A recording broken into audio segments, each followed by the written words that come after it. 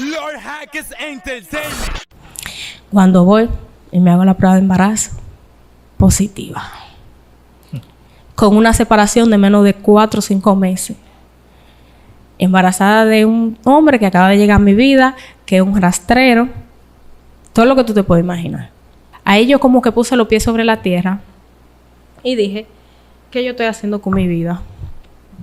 ¿Qué está pasando?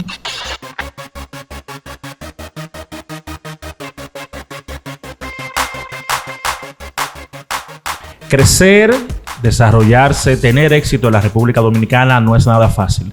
Tienes que tener determinación, coraje, mucha valentía y sobre todo entender que tu destino no está necesariamente atado al de nadie más. En esta ocasión me acompaña una joven que ha tenido que batallar con muchas otras, con muchos elementos distractores durante toda su vida, pero ella a pesar de todo ha estado batallando, lidiando con situaciones y hoy en día podemos decir que es una persona que puede servir de ejemplo a otras. Así que quiero que se sienten, se acomoden, escuchen bien, cuelen su cafecito, como siempre, para que me acompañen a conocer la historia de María Laura Liberato, aunque a ella le gusta que le digan Laura. Bienvenida, Laura, ¿cómo estás? Un placer, Vladimir. ¿Todo bien? Todo bien, gracias a Dios. Qué bueno. Laura, tú tienes como flow de comunicadora. ¿Te han dicho eso? Sí, me han dicho eso, pero estudié locución en una parte de mi vida. Bueno, ahí está. ¿Por qué estudiaste locución?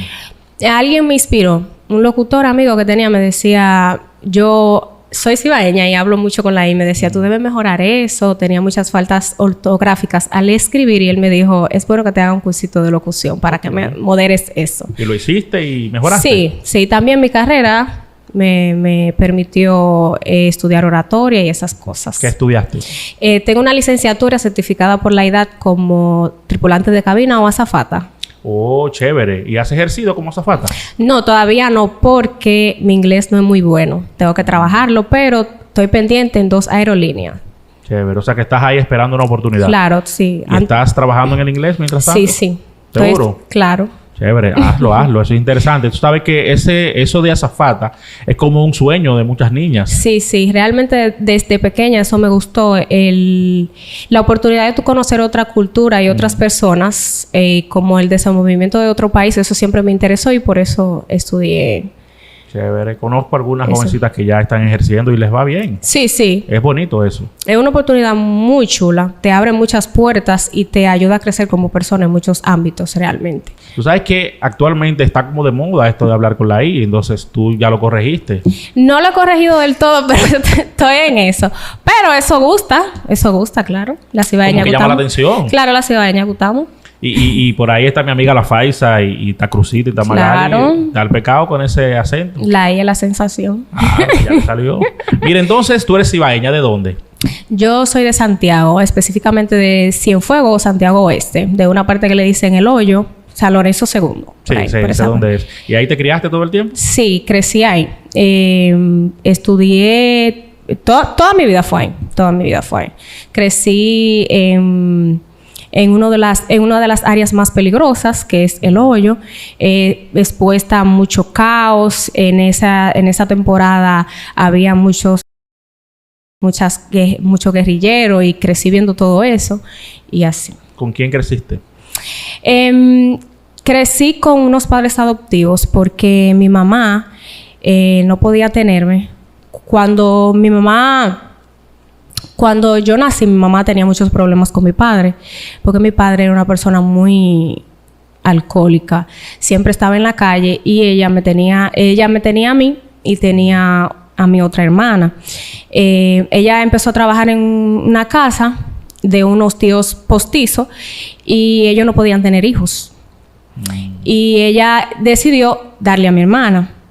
Pero como mi hermana ya sabía quién era su mamá, porque tenía como 2 años o 3, ella dijo, no, yo te voy a dejar la más pequeña, y ella también tiene muchos problemas como de salud. Y como mis padres adoptivos eran pudientes en ese momento, ella decidió dejarme a mí. Entonces, mi mamá adoptiva inició el proceso de llevarme a los médicos y todo eso. E incluso médicos le dijeron, esa niña no se va a salvar. Y ellos como que creían que mis órganos no iban a resistir tantas cosas. Y ella decía que no, que yo me iba a salvar. Y yo era su adoración porque ella luchó mucho conmigo. Entonces mi papá trabajando duro echó para adelante y me pudieron llevar a buenos médicos y aquí estoy. Wow, tremendo. O sea que esa decisión de darte en adopción te salvó la vida. Prácticamente. Mi mamá no me dio en adopción realmente porque ella quería. Ella se tenía que ir de Santiago por lo que estaba pasando y mi problema de salud y ella decidió que eso era lo mejor en ese momento. ¿Y tú siempre supiste que eran padres adoptivos? No.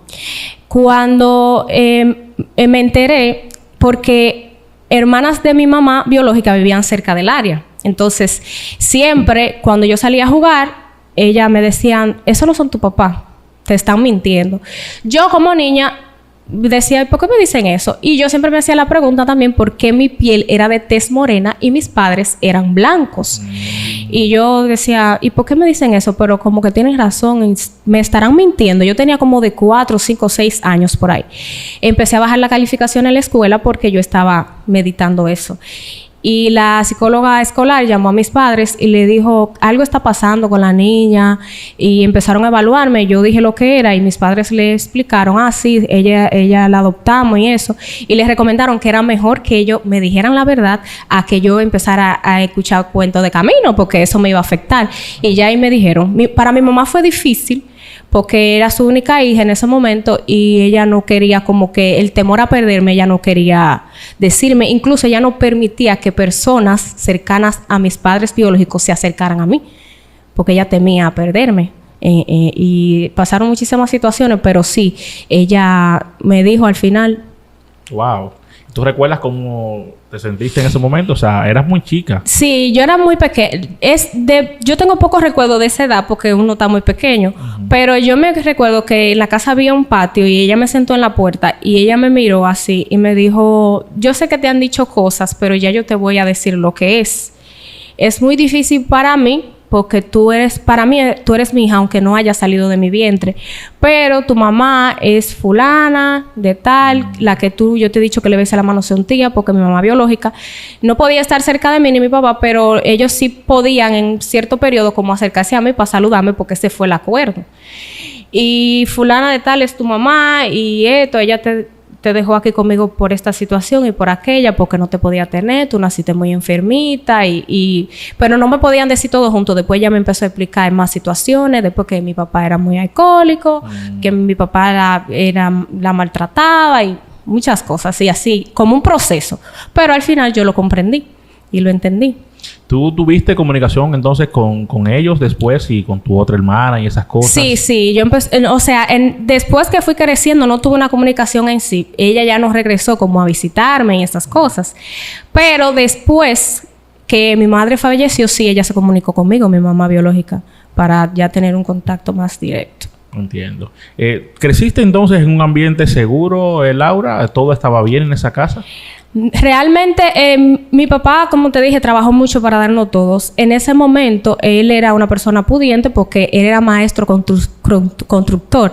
Todas esas aceras y contenes del área de la línea, Montecristi, mi papá era que la trabajaba en conjunto con otros ingenieros. Entonces, él tenía la posibilidad de tenerme y él crió 2 niñas más de un muchacho que él crió también, porque ellos no podían tener hijos. En general, ellos no podían tener hijos. Ellos lo que hacían que si, por ejemplo, tú tenías un muchachito en ese tiempo y como que no le daban mucha atención, ellos lo acogían. Entonces, éramos yo y 2 hermanitas mías que eran más pequeñas. Siempre estábamos ahí en la casa. A mi papá, ese maestro constructor, los que eran los trabajadores de él iban a cobrar la casa. Siempre había muchos hombres y eso. Y nosotras niñas, al fin, siempre en la noche había gente, que comedera y esas cosas. Y a veces estábamos acostadas y yo sentía, porque para ir al baño tenían que cruzar por nuestra habitación. Yo sentía cuando me tocaban como la piernita y esa cosa, y eso me marcó con el tiempo, porque era gente que uno le decía hasta así un tío, porque siempre era parte de la familia, y yo decía, ¿y cómo fulano hace? Después que yo crecí, yo decía, ¿cómo fulano le hace eso a uno? Pero en realidad no era un ambiente seguro, porque siempre estábamos rodeadas de hombres, y los padres de uno, como eran de confianza, no paraban pendiente a eso realmente. Pero no crecí en un ambiente muy seguro. Y yo tenía un hermano también que se dedicaba a la venta de estupefacientes. Ay, ay, ay. Sí, y por un tiempo mi casa fue un poco tedioso las situaciones porque también le robaba cosas a mi mamá y a mi papá porque estaba en ese mundo de la delincuencia, como estábamos en esa misma área. Entonces sí, no estábamos en un lugar muy seguro, pero mis padres hicieron lo que pudieron para que... ¿Este chico era adoptado también? Sí. Wow, o sea que eran una familia que básicamente muy buena porque acogían a niños que no eran suyos. Sí, porque y trataban de darle lo mejor. Exactamente, ellos tenían la posibilidad. Lo que pasa, mi papá cayó en baja porque, como dicen, la mujer edifica el hombre. Y mi mamá era una mujer muy derrochadora. Muy derrochadora. Entonces llegaba un punto que cuando mi papá no tenía horas, ella se veía en la necesidad de vender todo. Ella vendía todo en la casa para poder darnos de comer, porque eso sí tenía ella, no nos dejaba pasar hambre. Yo bebí leche biberón como hasta los 12 años. Entonces ella se veía en la situación de vender todo. Entonces cuando ya no habían obras, que ya mi papá se vio también que tuvo que vender sangre para darnos de comer, vender su propia sangre. ¿Cómo va a ser? Claro, él iba a los bancos de sangre y vendía la sangre para darnos de comer. Eso hacía mi papá cuando se veía en situaciones apretadas. Pero si mi mamá hubiese tenido otro tipo de mentalidad, quizá ahora estuviéramos viendo los frutos todavía. Pero ella todo lo derrochaba. Había dinero, todo el que quería esto, que aquello, que compraba cosas carísimas. Una cama de 70,000 pesos en aquel tiempo. Eso era una cosa. Y al final lo vendía por nada cuando nos veíamos en mala situación. Entiendo. Wow. ¿Y cómo lograron sobreponerse de esta baja? Porque es difícil. Mi papá se vio en un punto que ya él no tenía prácticamente nada, los amigos se le alejaron, todo el mundo se fue del lado de él. Mi mamá se enfermó. Se empezó a enfermar, la llevaban al médico y ella no se sabía qué tenía. Mi mamá no se sabe, los médicos la chequeaban, que cositas de que presión y azúcar, pero en sí no se sabía lo que tenía. Mi mamá duraba 2 días durmiendo sin despertarse.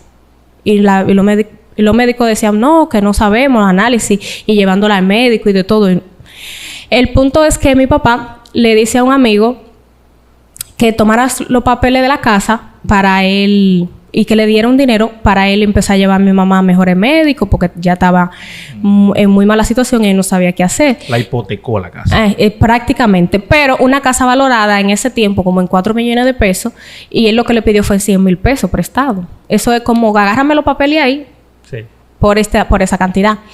El amigo de mi papá al tiempo le dice, como mi papá no podía pagar, le dije, ven a firmarme otros papeles porque se está extendiendo la cosa, yo te voy a dar, yo creo que fue 50,000 pesos más, pero ven a firmarme unos papeles y trae la doña. Mi mamá estaba mala, todavía estaba enferma.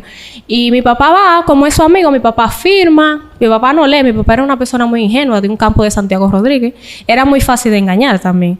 Y mi mamá también firma y dejan eso así. Al tiempo... Mi mamá fallece por los problemas de salud que tenía. ¿Se supo que tenía? No. Según se determinó, fue un infarto al corazón. Porque cuando ella murió tenía las uñas así clavadas. O sea, fue un episodio muy traumático porque estábamos en la casa. Mi papá se despierta desesperado. Yo estaba acostada en la cama porque en la noche ella estaba, como quejándose y no sé qué. Acuéstame en el suelo que tengo calor. Siento mucho calor. Y mi papá se acuesta con ella, porque estaban acostumbrados a estar pegados los dos, y se acuesta con ella. Y ella incluso me dijo, échale agua al piso y déjamelo así. Y se acuesta y mi papá se acuesta al lado de ella. Yo estoy acostada en la cama y veo que en la noche mi papá se levanta desesperado y da vuelta y dice, María se murió. Y yo soy una niña y yo me quedo así, ¿cómo que mi mamá se murió? Sí, María se murió y cuando yo la veo, ella tenía las uñas como así y la vena de aquí como alterada. Entonces, con el tiempo se decía como que era un infarto. No la llevaron al médico ni nada. Eso fue en la caja, en un barrio al fin. Y ya. Pero no se llevó al médico a ver realmente qué pasó. Laura, ¿los problemas de salud de tu mamá comenzaron con la baja económica? Prácticamente. Ahí comenzaron. Ahí se agravaron. Porque ella siempre temita de la presión, que patilla y esas cosas, pero con la baja económica ahí fue que se agravaron los problemas. Entonces, en el proceso, mi mamá fallece, yo estaba estudiando en el Politécnico, estaba en secundaria, y empezaron a llegarle cartas a mi papá de que si él no le pagaba al amigo, como que le iba a quitar la casa. Y papi iba a hablar con él y le decía, pero tú y yo, eso no fue el acuerdo. Yo no te firmé cosas. Y él le decía, sí, tú me firmaste y no sé qué. El proceso, él es una persona muy pudiente allá en Santiago. El proceso, él lo puso como al nombre del hijo de él. Como que no, él no hizo el negocio directamente con mi papá, sino con su hijo. Un día llegan a la casa. Yo acababa de llegar del Politécnico. Yo me acostaba de porque tenía mucho calor. Mi abuela, la mamá de mi mamá que falleció, vivía con nosotros, sufría de azúcar. Está ahí también en la habitación, mi papá está afuera. Me acuerdo yo que ese día lo que comimos fue arroz vacío, porque mi papá no estaba trabajando, estábamos en una mala situación. Mi mamá había muerto hacía como un año y algo. Y llegan esos camiones, policía, se tiran a la casa, se entran a la habitación yo así. Sacan a mi abuela por los brazos, una señora enferma, empiezan a tirar el otro para afuera. Eso fue un caos total, ¿verdad? Y mi tía estaba ahí y tú dices, pero qué animalada, qué cosa tan terrible. Wow. Y yo me despierto, yo estoy en mi panticito, yo una adolescente, y yo veo todo estos policías, ¡salga! Me jalan la sábana, ¡salga para afuera! ¿Sí o qué? Y yo en shock, y mi papá dice que mi papá llorando porque ese es su trabajo de toda su vida. Dígale a él que yo le dije que le iba a pagar, que yo no he conseguido trabajo, que no me saque así. El punto es que nos sacaron para afuera. Mi papá tuvo que poner los trastes en el frente. Había una edificación que estaba en construcción, pero todavía estaba en proceso. Puso los trastes ahí y yo empecé a rodar. De una amiga a otra. Una amiga a otra. A veces yo por no molestar me quedaba en la calle. Me quedaba incluso sentada en orilla de escalera y decía, Dios mío, ¿qué yo voy a hacer? Yo era una niña. ¿Qué edad tenías tú? Como entre 14 y 15. En la calle. En la calle. Expuesta a todo. Cuando te digo a todo, a hombres que me ofrecían cosas indecentes, a promesa, ven a vivir para mi casa, que esto, pero gente para aprovecharse de mí, para ponerme hacia oficio, incluso para maltratarme. Yo pasé muchas cosas por un plato de comida. Muchas cosas por un plato. Humillaciones. Esta muchacha ahora viene a joder. Esta aquí en mi casa. Yo a veces me quedaba haciendo tiempo en una casa para que me dieran un platico de comida porque pasaba hambre. Tú sabes. Y me vi en una de las peores situaciones que una niña de esa edad puede tener. Pero yo seguí mi escuela. Yo seguí estudiando. A donde duré más tiempo, que ya me establecí un poco viviendo, fue con una amiga, que es mi mejor amiga hasta ahora, se llama Darmelis. Ella se había dejado del marido recientemente, ella estaba casada y tenía un bebé, y se fue para donde la mamá. Entonces yo me iba a estar con ella, pero al final me quedaba a dormir siempre. Ellos nunca tuvieron problema conmigo, con que yo estuviera ahí, porque para ellos verme en la calle, ellos me dejaban ahí. Mi papá consiguió un espacio donde un amigo, pero él no quería que yo me fuera para allá junto con él, porque él dormía en un ladito, el amigo vivía en una habitación pequeña, y él dormía en un ladito, y yo prácticamente no cabía. Yo tenía muchos familiares por ahí, muchos familiares cerca.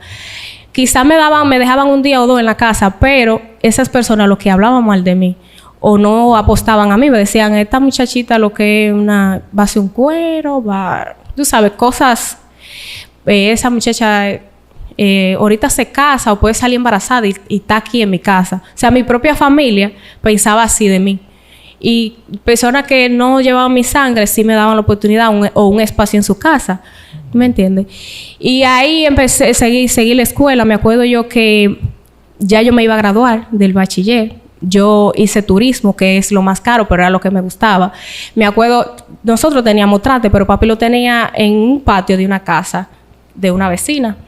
Y me acuerdo que había un proyecto final que era ya para ganarse las notas y yo no lo había hecho. Y papi empezó a vender de esos trastes para empezar a pagar los proyectos porque eran costosos, porque el área de turismo es costosa. Y con eso salí y terminé. Me acuerdo yo que cuando yo me iba a graduar, yo todavía no sabía porque no había pagado el dinero. Y yo le dije, ay papi, la graduación esta semana y yo no sé si me voy a graduar. Las fotos la graduación era un viernes y la foto era un jueves, un día antes. Y me acuerdo yo que yo ni tenía vestido ni nada. Y él llegó el jueves tempranito con el dinero, que lo había ido caminando lejísimo, donde un amigo a rogarle para que le diera ese dinero para que yo no faltara a mi graduación. Tremendo, wow. Mi papá hacía todo, Vladimir, para que a mí no me faltara nada, para que yo cumpliera mis sueños, y yo creo que eso es lo que me ha mantenido a mí en pie todo el tiempo. Todo el tiempo. Y él me dijo, mira, mami, ve, hazte tu foto, ve, gradúate, mañana yo voy a estar ahí contigo. Y así fue. Terminé el bachiller. Pero mi sueño siempre fue ser azafata. Pero esa carrera, yo no tenía la posibilidad para pagarla. Claro.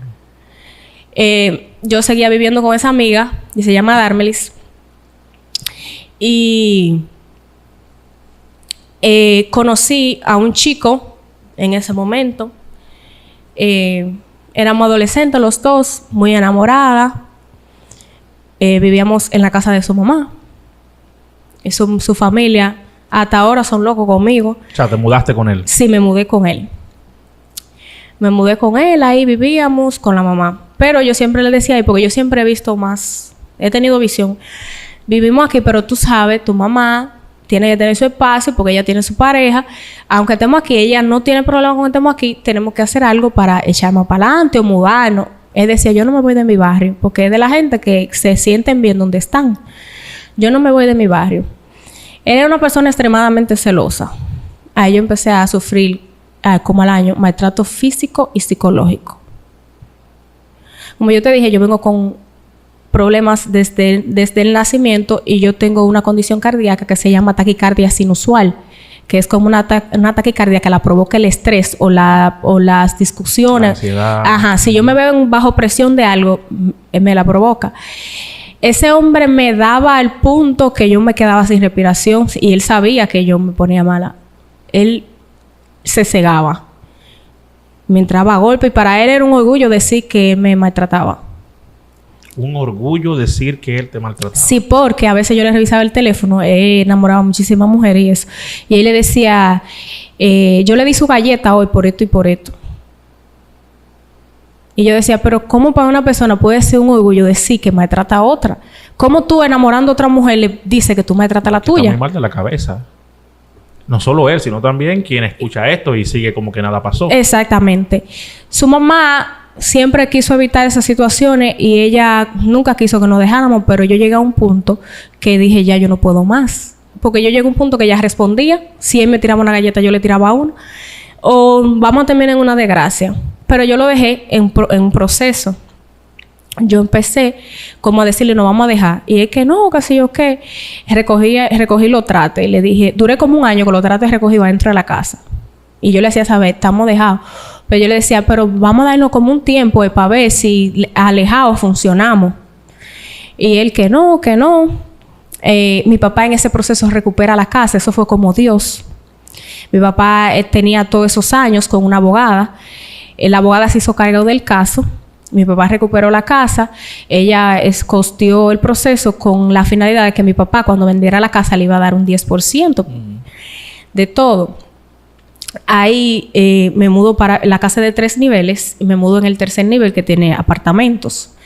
Pero yo le sigo diciendo, sigo bajando a dormir con él y diciéndole como si tú y yo estamos juntos, no estamos dejados, pero mi intención era ir despacio porque podía pasar una desgracia.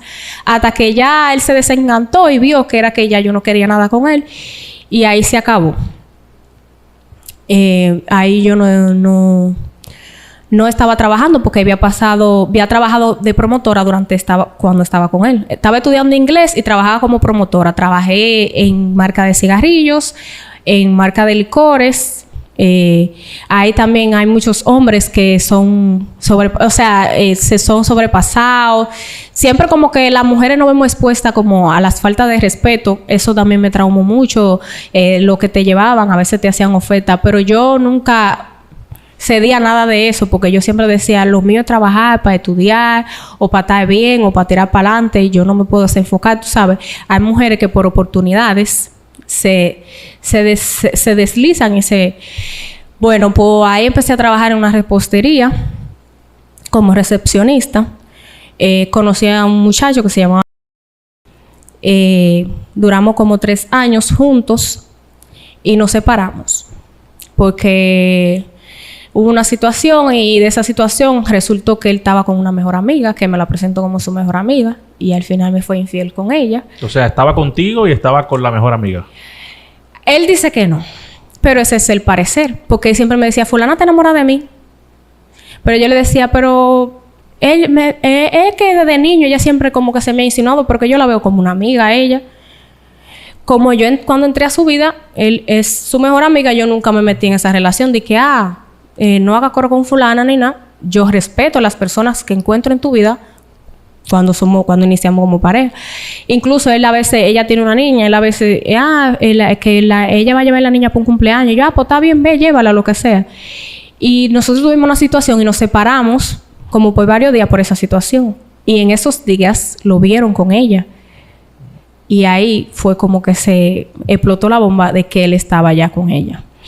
Nos separamos, hizo un episodio de depresión fuertísimo. Fuerte, tuvo que visitar psicólogos y todo. Entonces yo estaba en un tiempo como en esa temporada muy vulnerable. Yo estaba en un grupo que una prima mía me entró y ahí hay un muchacho que empieza como a escribirme. Yo estoy en esa etapa de esa depresión y estoy vulnerable. Y ese muchacho escribiéndome, diciéndome cosas bonitas, como que me embobé. Como que se aprovechó de eso y me embobé. Empiezo a tener relaciones íntimas con el chico, pero él nunca me dice de una relación ni nada. Es como, estamos en coro, iba los fines de semana a mi casa y eso. Yo tengo como una sensación en mi seno como de bolitas. Y voy al médico, al doctor de los senos y eso, y me mandan a hacer mamografía y esa cosa porque la doctora me dice que siente las bolas un poco grandes, que yo soy muy joven para tener eso así. Pero cuando voy me dicen, ¿tú te embarazas? Y yo no, o ¿tiene periodo? No, pues tienes que hacerte una prueba de embarazo. Eso es lo que yo tengo más lejos. Cuando voy y me hago la prueba de embarazo, positiva. Con una separación de menos de 4 o 5 meses. Embarazada de un hombre que acaba de llegar a mi vida, que es un rastrero. Todo lo que tú te puedes imaginar. Ahí yo entro en shock.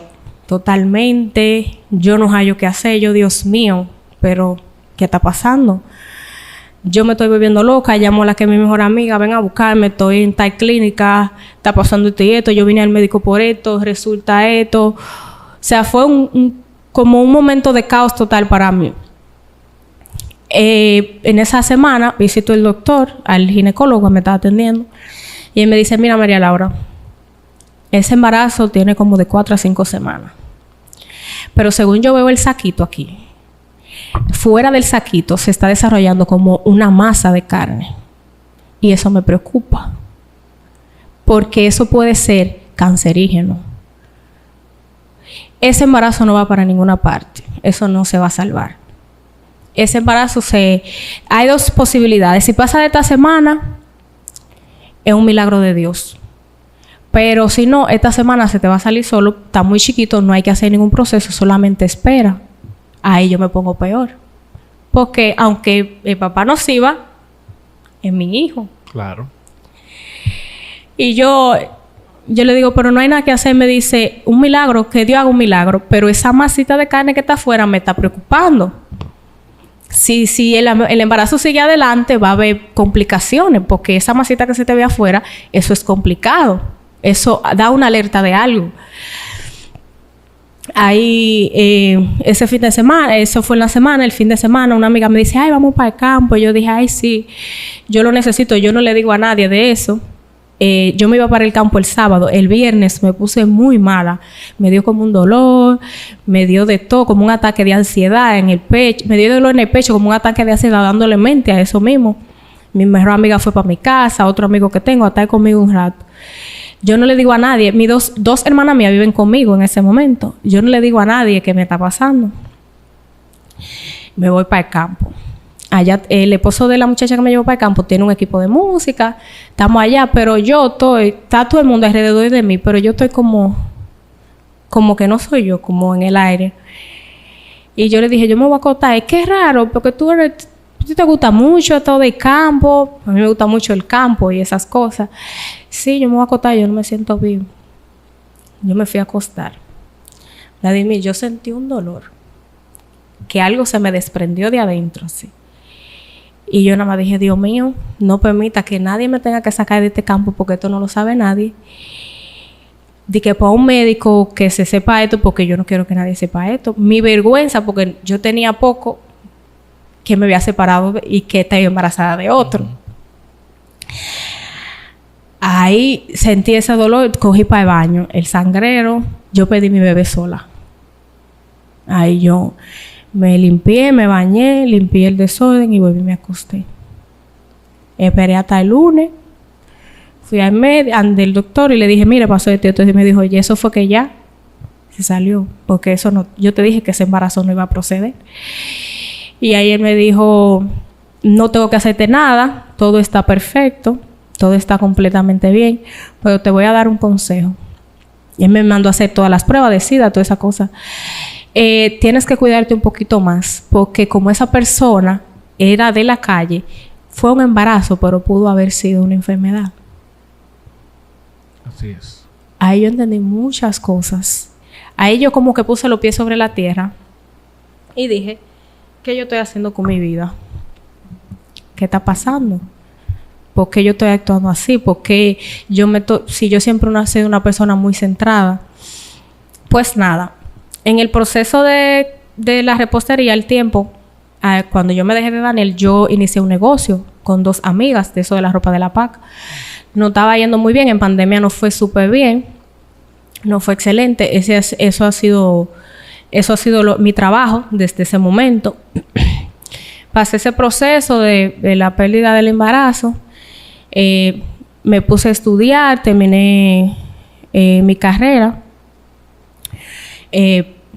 Batallé mucho porque era 10,000 pesos mensual. O sea, todo lo que yo cobraba era para esa carrera. Incluso la práctica final fue en Colombia. Y yo tenía que buscar 100 y pico. Yo los reuní y mucha gente también me ayudaron, me dieron dinero y eso. Gracias a Dios terminé mi carrera. Tengo un negocio estable. Pero en todo este proceso, lo único que me ha hecho falta es mi papá. Mi papá se me fue a destiempo. Él era una persona muy saludable, muy alegre, muy activa. Y un momento a otro, de que estaba enfermo de azúcar. Eso fue como en una semana. Un lunes le dicen que él va porque se sintió mal, que tiene azúcar. Como el miércoles vuelve, le dicen como que le había dado un preinfarto y acostado en la casa. Que le da un preinfarto y acostado en la casa. Porque se sentía de que la boca torcía. El jueves está congestionado y está enfermo. Vamos al médico, yo y mi hermana con él. Nos lo internan porque está congestionado, está muy malo, no puede respirar. Ya, mi papá fallece. Wow. No nos dio tiempo a procesarlo, nada. Fue un momento tan difícil para mí porque era algo que yo no esperaba. Ahí yo vuelvo para la psicóloga y la psicóloga me dice, mira Laura, tú eres una persona que ha superado muchas cosas, muchos obstáculos. Tú eres una mujer que a pesar de todo ha proseguido, eres trabajadora, eres una mujer que ha tirado para adelante. Eres una mujer que tú sabes lo que tú quieres. Yo creo que esto tú lo puedes pasar sola porque tú hiciste lo que tú pudiste por tu papá en vida. Y él sabe la mujer que él crió y preparó. Tú vas a poder con todo de aquí para allá. Yo pensaba y todo el mundo pensaba que yo iba a recaer en la depresión. Gracias a Dios yo seguí para adelante. Lo que a veces yo siento como un sentimiento de culpa. Y digo, yo debí como hacer más por mi papá y como estar más con él. Como dedicarle más tiempo. Y a veces eso como que me hace sentir mal. Y hay momentos que logro cosas, pero siento ese vacío de que mi papá no está. Como para yo compartirlo con él. Y yo siempre le digo a mis amigos, yo no le envidio nada a nadie. Lo único que yo le envidio a las personas que me rodean es que tengan su papá y su mamá vivos y que puedan compartir como los buenos momentos.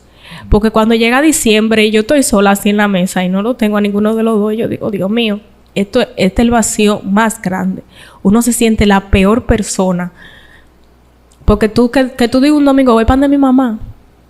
Que la doña te haga una comida, que hable contigo, te dé un consejo y hasta te pelee, porque a veces hasta que te pelee te hace falta. Sí. Porque mi mamá biológica está viva, pero yo no tengo ese amor. Yo no tengo ese afecto de ella. Y cuando yo se lo reclamo, ella prefiere dejarme de hablar. Porque el amor no se pide, eso tiene que salir de ella, tú ves. Exacto. Y yo siempre he hablado con ella y yo le digo, mira, eso es algo que yo no te tengo que pedir.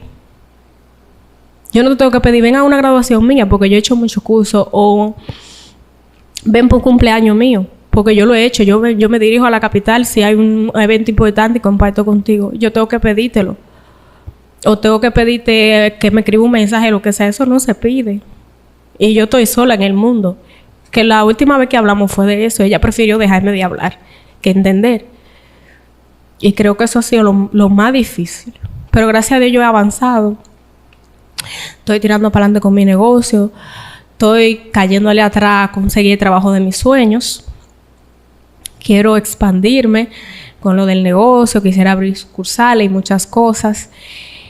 Pienso dar talleres de emprendimiento a las chicas porque mis amigas y yo cuando iniciamos fue con ropa del closet que iniciamos a vender ropa.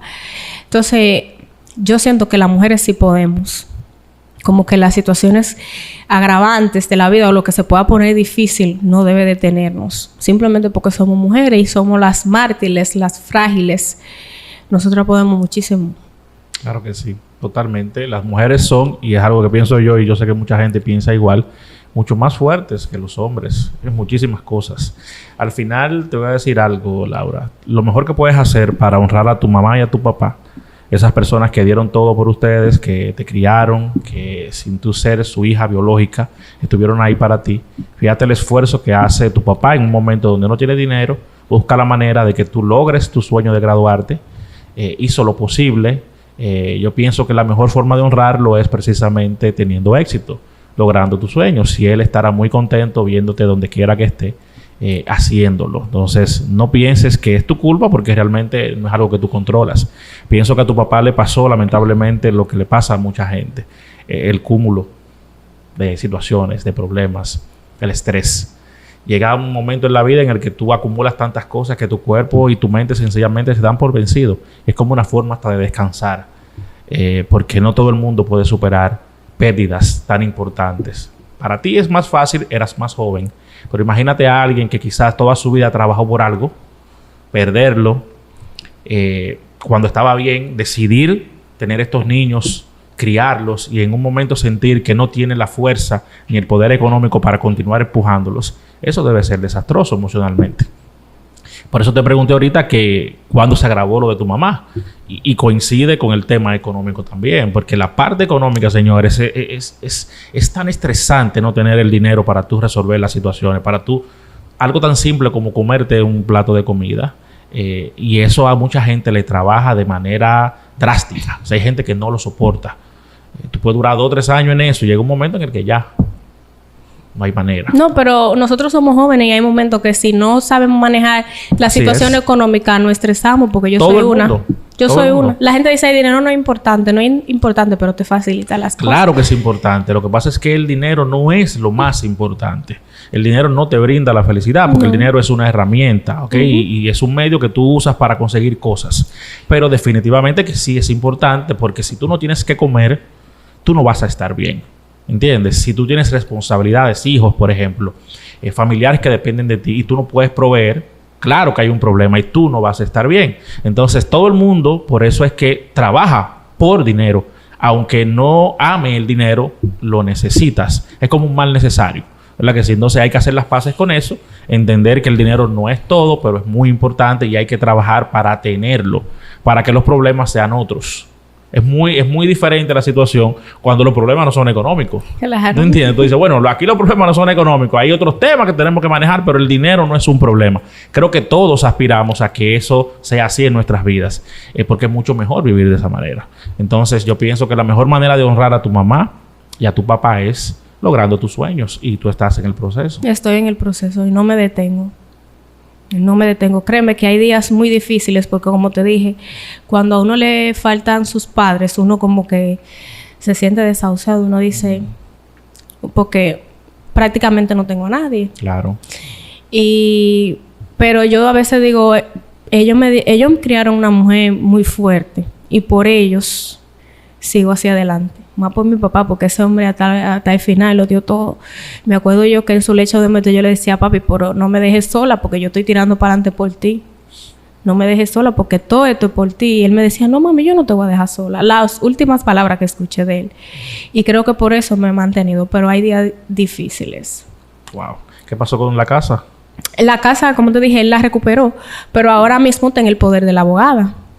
Porque el acuerdo era, y ella tiene los papeles y todo, para la casa poder pertenecernos a mí y a las chicas que él crió, que son mis hermanas, tenemos que hacer un proceso de herederos y pagarle la parte de ella.